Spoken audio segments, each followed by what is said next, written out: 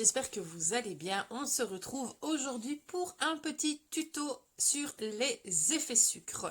J'ai décidé de vous faire ce petit tuto parce que je voulais vous montrer comment est-ce qu'on emploie les nouveaux Neon Sugar de chez Jana. Mais bien trop souvent sur les groupes, je vois passer des appels à l'aide pour des effets sucre qui ne tiennent pas. Donc je vais tout vous apprendre aujourd'hui. Alors déjà, il faut faire la distinction entre qu'est-ce qu'un effet sucre et qu'est-ce qui n'en est pas un. Un effet sucre, c'est simplement une paillette qu'on va mettre par-dessus une couche de gel et qu'on va catalyser dans le gel sans mettre de finition. Vous avez deux types de paillettes différentes.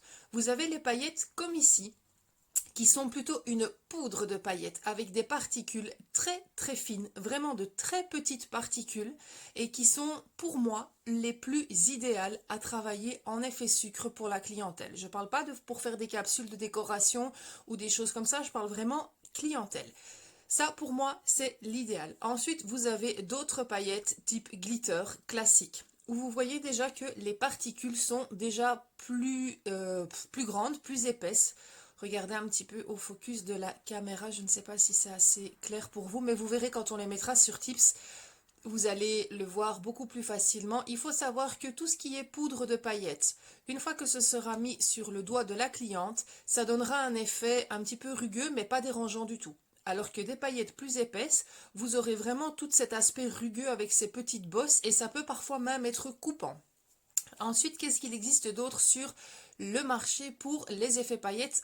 Sincèrement, vous pouvez le faire avec toutes les poudres et les paillettes que vous voulez. Par exemple, ici, je vous ai choisi un mix de paillettes qui, normalement, est fait pour être intégré à une construction ou à une French reverse ou au gel pour faire un effet emprisonné dans le gel. Mais ça peut arriver que ce soit la seule teinte que vous ayez qui s'accorde à la couleur que vous souhaitez avoir en effet sucre ou que votre cliente vous la demande pendant les fêtes. Donc, je vais vous montrer aussi une astuce pour réussir à appliquer ce type de paillettes. Après, pour moi, celles-là ne sont vraiment pas l'idéal à travailler en effet sucre, mais je sais très bien que ça peut arriver, donc je souhaite vous montrer comment. Ensuite, je vais bien entendu vous montrer ce qui était au départ le but de ma vidéo, les nouveaux Neon Sugar de chez Jana. C'est des Sugar Neon, mais ils ont un rendu assez mat, mais je les trouve vraiment très très très beaux. Ça change vraiment de ce qu'on a l'habitude de voir. Ensuite, je vais vous montrer que c'est possible à réaliser aussi avec un effet sirène, avec des paillettes qui sont encore plus fines que les paillettes que je vous ai montrées précédemment. Vous pourrez également réaliser un effet sucre avec des poudres. Alors quand je dis poudre, c'est soit des poudres néon, c'est soit des poudres holographiques, peu importe ce que c'est. Ici, je vais vous les montrer. J'ai la poudre néon de couleur classique et ensuite j'ai la poudre néon avec des glitters que j'ai transformés. Vous pouvez employer n'importe quelle poudre, que ce soit un effet ou pas en effet sucre. Reste simplement à voir, n'employez pas vos chromes qui sont en général beaucoup plus chers. Mais il faut bien faire une distinction dans ce que vous allez avoir en effet sucre ou pas. Dans les effets sucre, tout est possible, mais il y a différents matériaux. Vous avez d'un côté tout ce qui est poudre, de l'autre tout ce qui est paillettes. D'un autre côté, vous avez les effets sucre prédéfinis et puis vous avez les poussières de paillettes. En fonction de ce que vous allez utiliser, ce sera le même protocole, mais avec un petit peu plus d'adaptation. Pour mettre mon effet sucre, j'emploie soit une base Booster Bond, soit une couche de builder très fine ou une rubber base. Tout ce qui est finition et couleur, vous oubliez.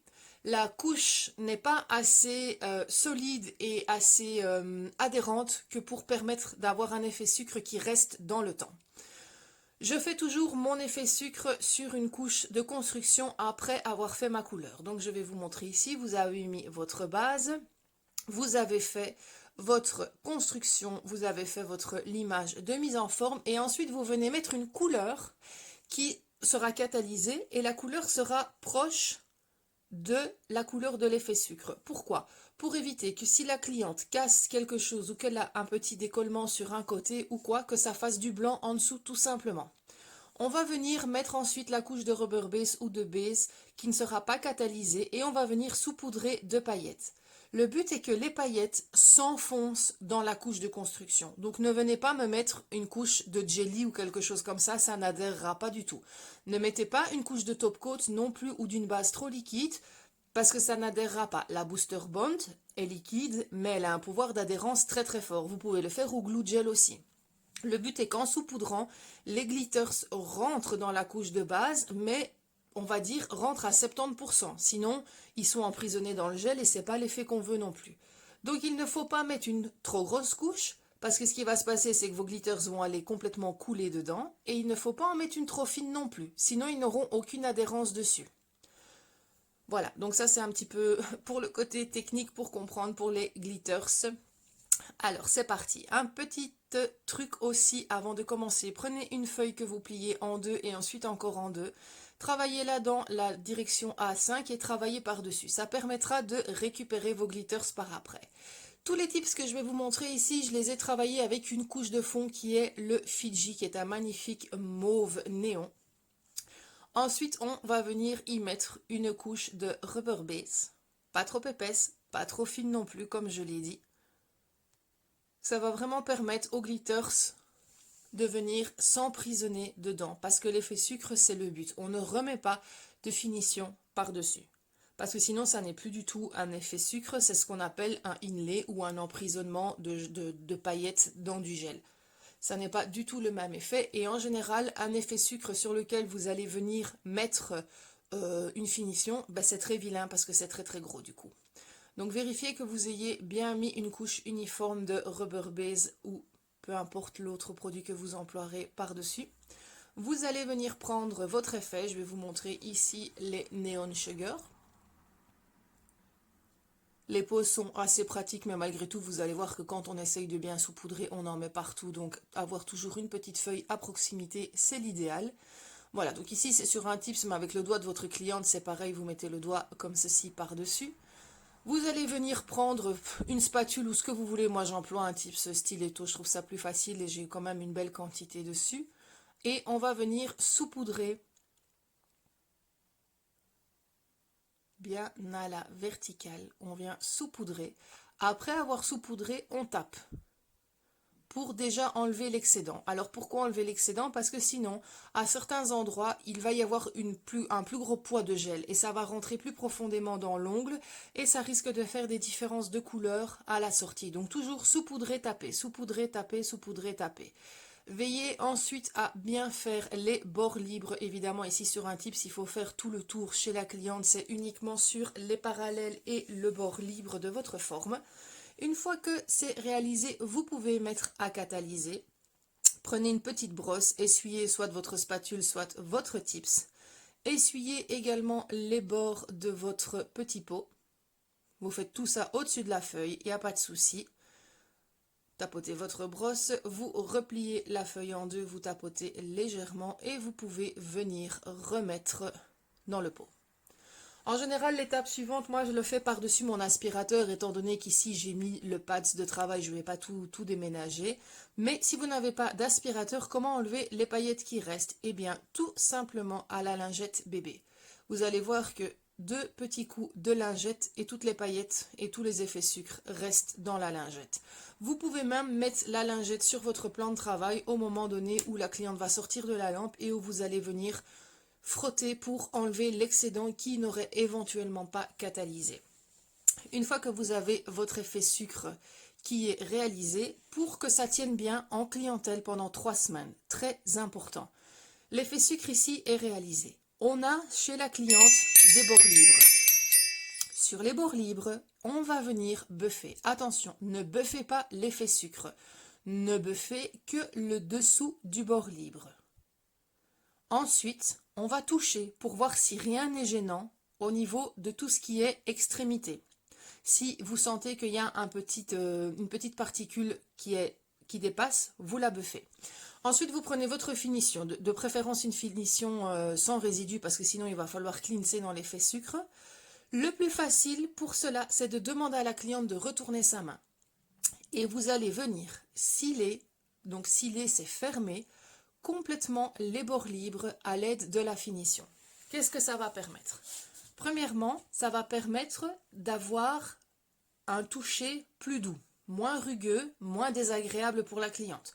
Pensez justement si c'est quelqu'un qui a des enfants ou quelque chose comme ça, le but n'est pas non plus que elle blesse ses enfants ou que ce soit désagréable ou touché. Mais ça va surtout permettre d'éviter d'avoir des décollements. En effet, quand vous regardez, on est venu mettre des effets jusqu'ici au bout. Normalement, vous le savez, quand on met la couleur, au moment de mettre le top coat, on réalise aussi cette étape de sealing, c'est-à-dire de passer avec la finition sur tous les bords. Si vous ne le faites pas, c'est ce qui va souvent arriver, qu'on voit souvent sur les groupes en photo, des plaques qui se sont détachées ou l'effet sucre est complètement parti. C'est parce que bien souvent ça n'a pas été bordé correctement et donc il y a eu une légère ouverture et le produit a sauté. Donc, un coup de buffer sur les extrémités et du sealing avec une finition sans résidus. Ça va permettre à votre cliente d'être sûr que son effet sucre restera. Retournez la main pour le faire, c'est vraiment beaucoup plus facile.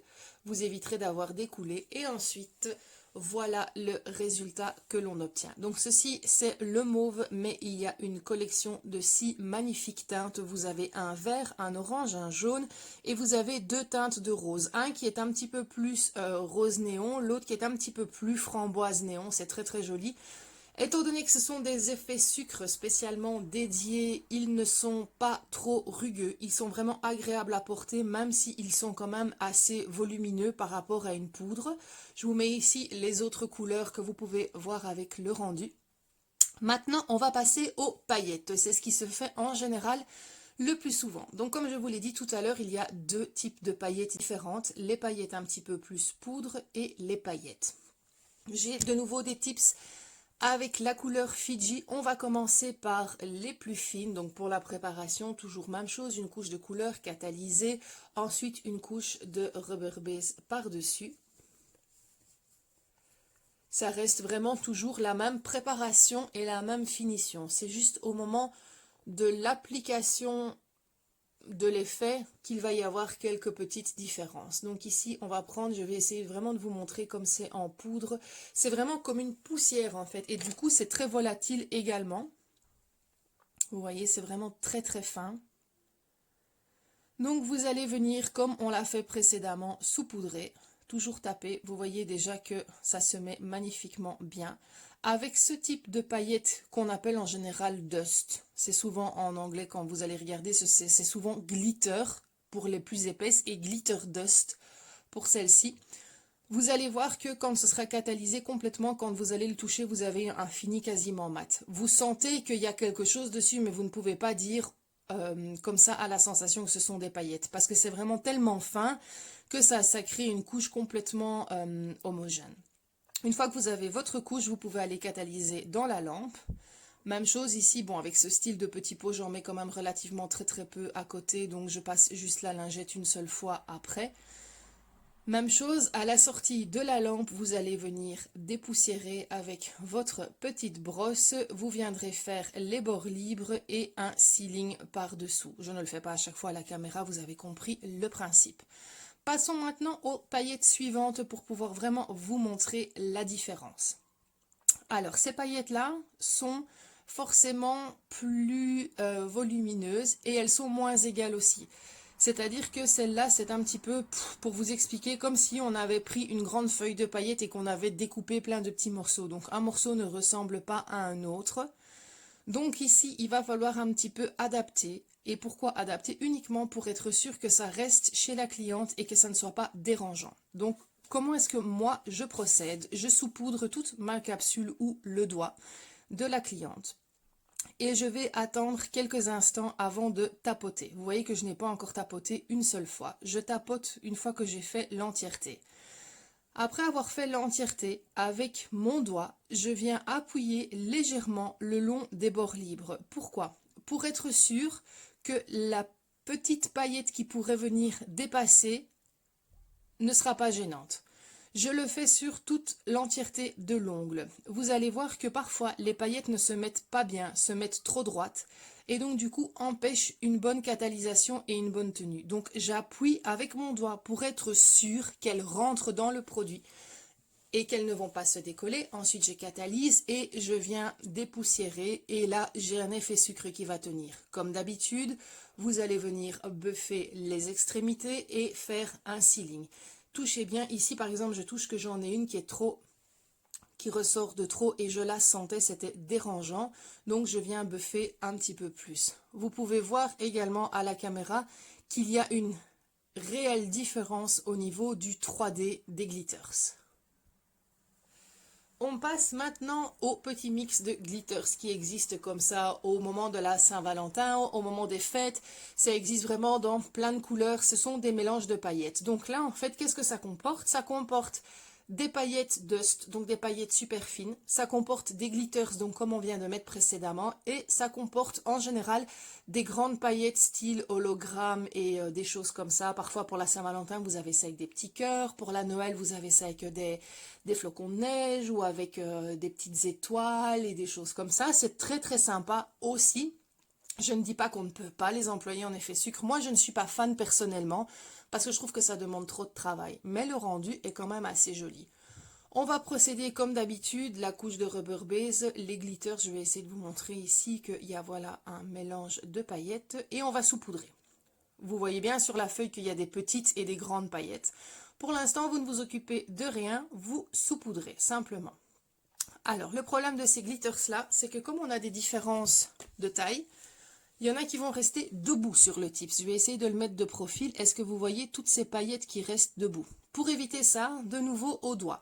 On tapote légèrement et on lisse vers le bas. Il y en a qui vont se retirer, c'est pas grave, pas de souci.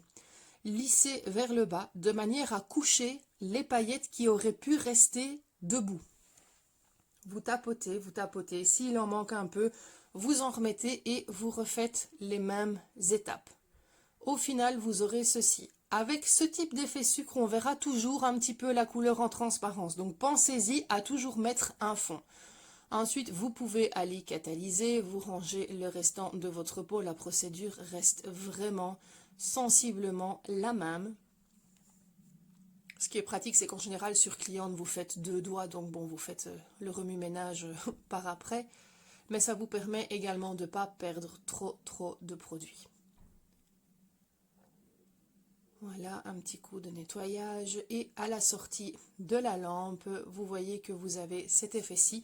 Bien entendu, c'est un joli effet, bien entendu, les clientes en sont fans, mais moi personnellement pas, parce que quand on le touche à ce moment-là, on sent tous les dénivelés des différentes paillettes. Pour un petit peu vous réexpliquer, donc comme je disais, on a des micro-paillettes, on a des paillettes dedans et on a aussi en général des petites formes, ça peut être des petits ovaux, ça peut être des petites étoiles, peu importe. On va venir les saupoudrer. Normalement, les paillettes sont censées se coucher sur la couche. Mais ici, ce qu'on a, c'est qu'elles vont rester debout. Donc, par exemple, ici, dans le cas des petits hologrammes qu'on a mis dessus, elles vont rester debout. Donc, il va falloir venir lisser avec le doigt pour que la paillette se couche dans la couche de gel. Et pour que quand on touche, oui, même si on a des dénivelés, on le sent, mais on n'aura aucune paillette qui sera debout et qui sera désagréable, voire même coupante. Voilà, donc ça c'était pour employer ces effets-là, je les mets vraiment entre parenthèses, c'est vraiment entre guillemets si il le faut. Moi je ne suis pas fan du tout, mais voilà, ça reste personnel, je tenais quand même à vous montrer comment faire au cas où. Alors ensuite on va passer à l'effet sirène. Donc ça c'est un effet sirène que normalement on applique dans la couche collante au doigt pour donner un effet. C'est très très joli quand on l'emploie en effet sucre. Employé pur, il va éclaircir votre couleur. Ici, vous pouvez voir, je l'ai employé pur sur la couleur Fiji. Il est devenu complètement pastel et il a blanchi. Je trouve ça très joli aussi. Mais si vous voulez éviter d'avoir des trop grandes différences de couleurs, ce que vous pouvez faire, c'est que vous pouvez mélanger votre effet sirène à de l'acrylique clear. Donc c'est de la poudre de résine sans couleur, transparente, dans laquelle vous venez mélanger votre effet sirène. Vous le mélangez comme vous voulez. Vous pouvez mettre moitié-moitié, vous pouvez mettre 1/3 de résine, 2/3 d'effet sirène. Moi, j'ai à peu près 1/3 de résine, 2/3 d'effet sirène. Donc là, même chose, vous pouvez le faire sur une couche de rubber base. Cette technique-là, avec la résine dedans, est la seule technique qui vous autorise à pouvoir le faire directement sur votre couleur. Parce que la résine est comme le gel, un polymère. Mélangée au gel, elle va catalyser avec le gel. Ça ne sera plus vraiment comme un effet sucre, mais ça donne un rendu d'effet sucre. Donc retenez bien, si vous voulez le faire uniquement dans la couleur, c'est uniquement avec de la résine. Vous allez voir que la résine va petit à petit s'enfoncer dans le gel car elle est beaucoup plus lourde que l'effet Cyrane. Ça va matifier notre couleur, mais ça aura un super beau rendu. Ici, c'est encore fort blanc. Après catalysation, ça va changer, ne vous inquiétez pas. Donc retenez bien, c'est la seule technique où vous pouvez le faire directement dans la couleur. Vous voyez, le rendu, il est super beau et vous voyez que par rapport à l'autre, on n'a pas modifié la couleur. Maintenant, honnêtement, est-ce que je le fais dans ma couleur ou pas? Ça dépend. Parfois, oui, pour un tips, oui. En général, sur cliente, j'essaye toujours de mettre une couche par-dessus, histoire que si elle est quelque chose qui saute, que ça se voit moins. Parce que si vous êtes sur la construction en dessous, ça se verra. Alors, pour tout ce qui est poudre néon comme ça, je ne suis pas fan de les employer purs, sauf pour du nail art. Donc, qu'est-ce que j'ai fait? J'ai repris le même procédé, j'ai repris ma résine clear avec mon effet Cyrane dedans et j'y suis venue mélanger mon pigment. Vous pouvez le faire sans paillettes aussi, hein. Bon, moi je pense que les paillettes c'est la vie, c'est plus gai, donc je l'ai fait comme ça. Même procédé sur une couche de rubber base, là aussi vous pouvez le faire dans la couleur directement, quoique je déconseille à cause du pigment, on ne sait pas toujours comment ça tourne.